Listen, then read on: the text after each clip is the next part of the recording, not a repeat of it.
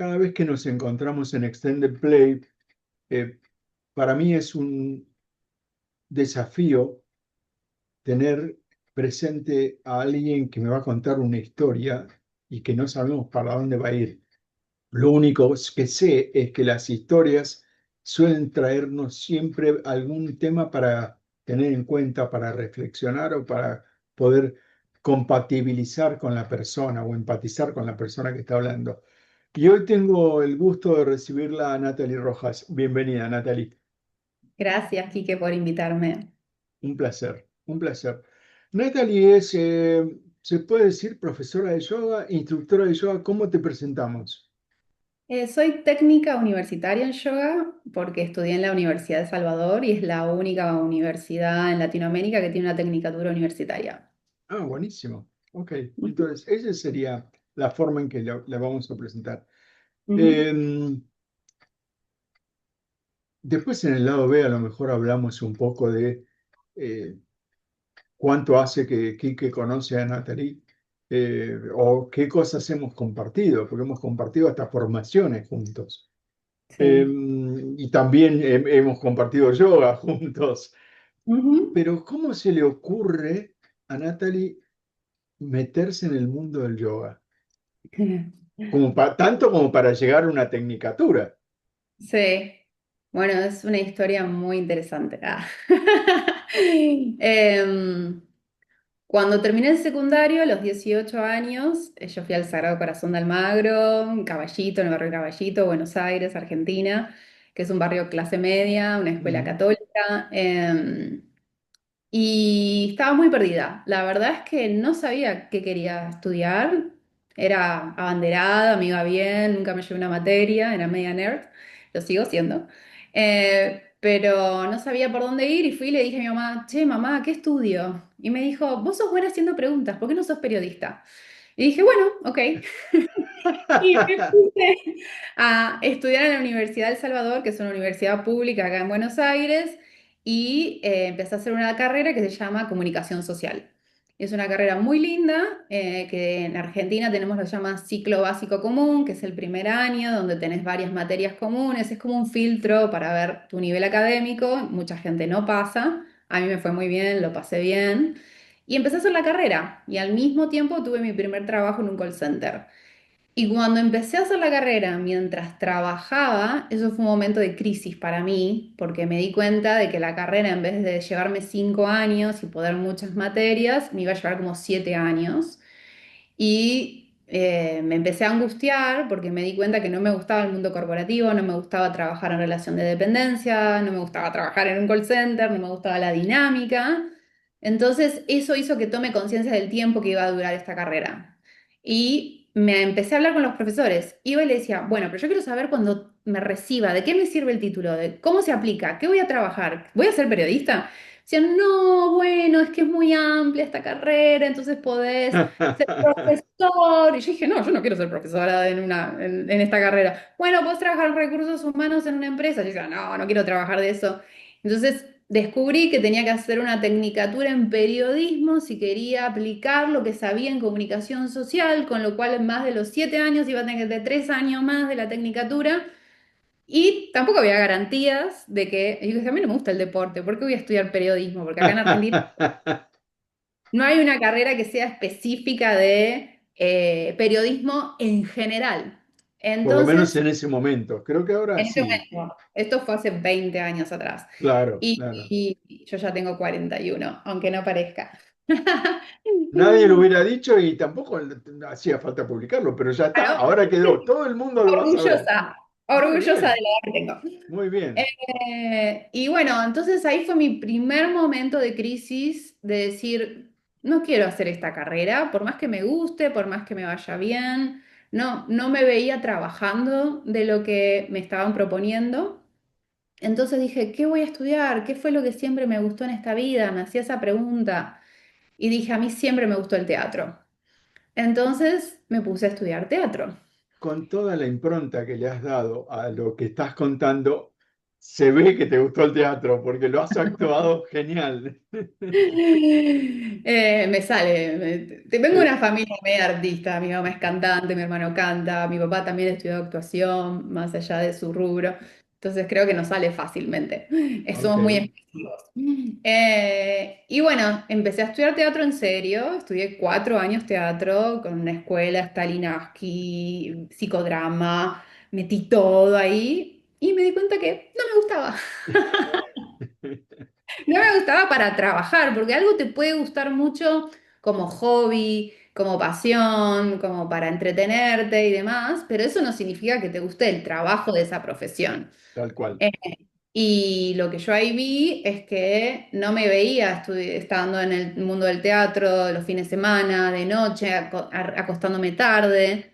Pero lo bueno de haber estudiado teatro es que lo que me di cuenta es que lo que yo más disfrutaba era todo lo que tenía que ver en relación al cuerpo. Hacíamos muchos trabajos de terapia corporal y mientras hice esa formación, yo hacía yoga, porque el yoga llegó a mi vida porque yo tengo escoliosis. Cuando tenía 15 años me querían operar. Fui al médico y me dijo, mira, si tenés 2 grados más te tenemos que operar. Y por suerte mi mamá me apoyó y me dijo, no, hija, quédate tranquila, vamos a hacer lo que haga falta de un medio más holístico para ayudarte. Entonces, a partir de los 15 empecé a hacer yoga y empecé a hacer osteopatía fluido-energética, que es un estilo de una rama de osteopatía. Entonces, me atendía una vez por semana con osteopatía, hacía yoga y aparte el médico me hizo usar un corset que usaba desde acá hasta acá, toda la columna era de plástico, tenía unas cosas de velcro. Imagínate, tenía 15 años, me pusieron aparatos, aumenté de peso y usaba ropa toda grande, yo estaba como así y pensaba, nunca nadie me va a querer, nunca nadie se va a enamorar de mí. O sea, realmente fue súper duro. Pero junto con eso empecé a hacer terapia, psicoanálisis a los 15, entonces yoga, osteopatía y terapia fue lo que empecé a hacer. Y Más cuando teatro, más teatro, sí, que era ya a los 15 años hacía cursos fuera del colegio y eso me ayudaba a mi autoestima, porque si no estaba súper introvertida, en el colegio me sentía como un poco, nadie me hacía bullying, pero ah, todas las chicas se alejaron de mí. Eh, permitime una sí, aclaración, porque creo que un montón de gente tiene escoliosis en determinado grado. ¿Por qué era tan grave en tu caso? Defininos bien o contanos cómo es una escoliosis así de ese tipo. en general la gente suele tener, puede haber distintos tipos de escoliosis, puede ser dorsal, que es en la parte más alta, o puede ser lumbar, yo tengo lumbar. Y lo que tiene la escoliosis es que no solo hay una desviación como de un lado que es más alto que el otro, sino que aparte hay una rotación. Entonces las vértebras están una más alta y la otra y rotadas. Y a Ajá, veces también puede venir desde la cadera. En mi caso, que es la zona lumbar, el cuerpo tiende a estabilizarlo, buscar el eh, equilibrio. buscar el equilibrio. En general, todos tenemos un poco de escoliosis, todos tenemos Claro, un poco de desviación, pero en general pueden ser 5 grados de desviación, 10 grados de desviación. Eso se hace una radiografía y lo miden. Es más, ponen como un ángulo así, le hacen un número y ahí sacan los grados de desviación. Bueno, yo tenía 40 grados de desviación. caramba, Y sí, el médico me dijo, si llegas a 42, te operamos. Y yo dije, no way, no quiero, porque tenía una conocida, que creo que vos la conociste, que bueno, que ya le habían operado toda la columna, te ponen unas barras de metal, porque te corren las vértebras, te las acomodan para que no estén desviadas, para que no estén rotadas, pero eso obviamente de afuera te ves súper derechita, pero está súper rigidizada internamente. Y a veces el cuerpo rechaza los metales. Entonces tienen que hacerte más operaciones, porque no necesariamente el cuerpo lo ve los metales como, como un invasor extraño. claro. Y si te los toma bien, muchas veces genera rectificación cervical. Entonces, esta conocida a mi mamá que se lo habían hecho, ella sufría después que se lo hicieron y le acomodaron la espalda, tuvo jaquecas por muchos años. Mira, Entonces, mi mamá me apoyó a que buscáramos otras formas de tratar de solucionarlo, teniendo en cuenta esta experiencia de alguien conocida de ella. y Y ahí bueno, apareció el yoga. Y ahí apareció el yoga, la osteopatía y el psicoanálisis. Y ahí fue, bueno, yo estaba en el secundario, tenía 15 años, de cuando me recibí, hice comunicación social, hice teatro, y cuando llegó esta crisis de nuevo de dónde voy, cuál es mi verdadera vocación, yo quería encontrar mi propósito, eh, me acuerdo que dije, bueno, pero la otra cosa que fue constante hace años, aparte del teatro, fue el yoga. Entonces me puse a buscar y, y igual siempre muchas cosas que me gustaban, porque yo también hacía autonía, también hacía Feldenkrais, también hacía Fedora Verasturi, son todas técnicas de conciencia corporal, todas me gustaban. Y bueno, entonces busqué, siempre que hago algo soy muy pasional y me encanta leer, investigar. Entonces empecé a ver cuáles eran las mejores escuelas de yoga acá en la Argentina. Hay muchas diferencias de escuelas. Para que la gente sepa, un profesor puede ser un profesor internacional de yoga porque en un fin de semana pagó $1.500 y le dieron el título y sabe hacer 500 posturas. Y yo cuando escuché eso dije, no, esto no es para mí, me parece irresponsable, no está acorde con mis principios, con mi moral. Y yo elegí la Universidad de El Salvador porque era una formación de 2 años, con una carga horaria de lunes a viernes, desde las 9 de la mañana hasta las 12:30 del mediodía. Era como ir al colegio, o sea, todos los Claro, días teníamos, aparte lo bueno, a mí como yo venía de una base católica, me gustaba que el padre Quiles, que fue el que fundó, fue un cura que viajó a la India en 1960 y trajo el yoga, y lo decían, usted está loco. Él hizo una integración entre la meditación cristiana y el yoga. Entonces tenía las dos vertientes de Oriente y Occidente. Entonces era muy amplia la formación, digamos, anatomía, filosofía cristiana, filosofía oriental, bueno, un montón de cosas que en otras formaciones no tenían esa mirada de integración. Y entonces no eran dogmáticos ni seguían, porque hay muchas escuelas de yoga que siguen a un maestro de la India. Hay en correcto. una, de la Rose es otra. Bueno, cada uno sigue a un maestro. Y esta no, esta me enseñó todo, como todas las vertientes, todos los estilos de yoga. Contame esto. ¿Qué aprendió Natalie sobre ella Mm. al formarse en yoga? Mm. Y algo que ya intuía, que es que la paz reside dentro mío y que normalmente estamos. Apenas. Sí, buscándolo afuera constantemente. Entonces me ayudó a encontrar mi propio soporte. Aparte, volviendo a la historia de la escoliosis, yo usé el corset 1 año mientras hacía yoga y mientras hacía osteopatía. Yo tenía que usarlo 23 horas al día, tenía que dormir con el corset. Y al año volví y ya había reducido 5 grados. Tenía 35 grados la escoliosis. Y le dije al médico, el médico me dijo, ah, bueno, qué bien, bueno, te saco el corset, si vuelve a subir, te lo volvemos a poner. Y yo le dije, yo creo que además del corsé lo que ayudó fue todo lo que hice aparte de eso, porque él estaba sorprendido. Dijo, ¿5 grados? Ah, bajaste un montón. Y le digo, sí, porque hice esto, otro. Me dijo, ah, qué bueno, qué bueno. Como que yo ahí tengo el juicio de que no le importó mucho las otras cosas que hice complementarias y que para mí fueron claves en esa recuperación. Y es más, yo me hago controles todos los años y no volvió a crecer. Es más, mi columna cada día está mejor. Y creo que se debe a todo el trabajo que hice, aparte posterior que del yoga. Claro.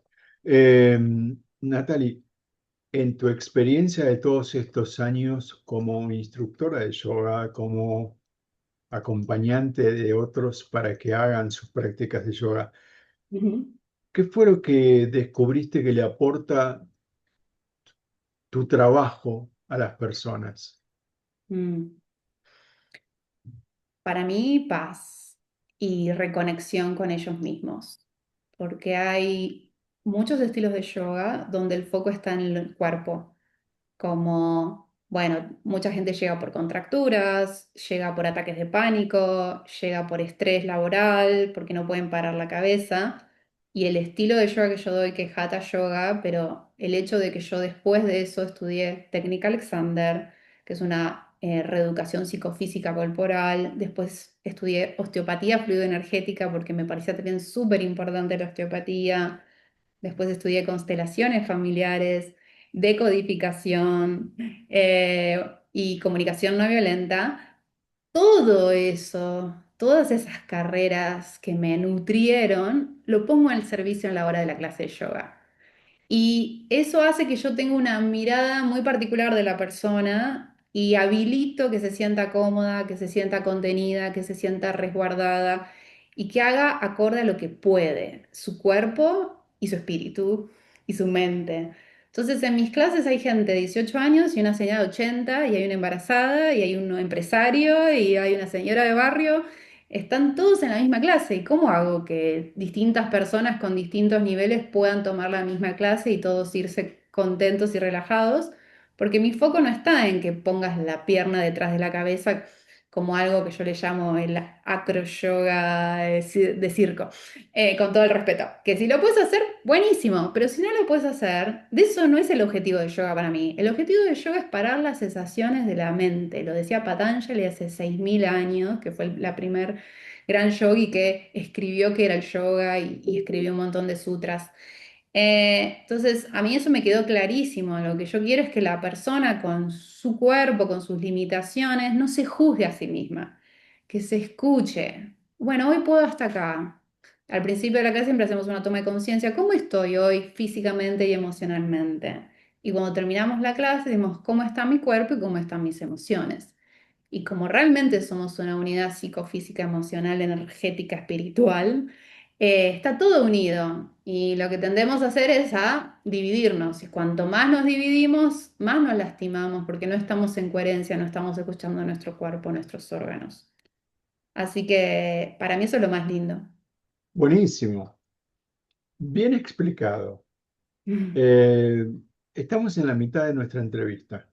Nos Ujú. vamos a detener un momento y vamos a volver a hablar, quién sabe de qué. ¿Dale? Bueno.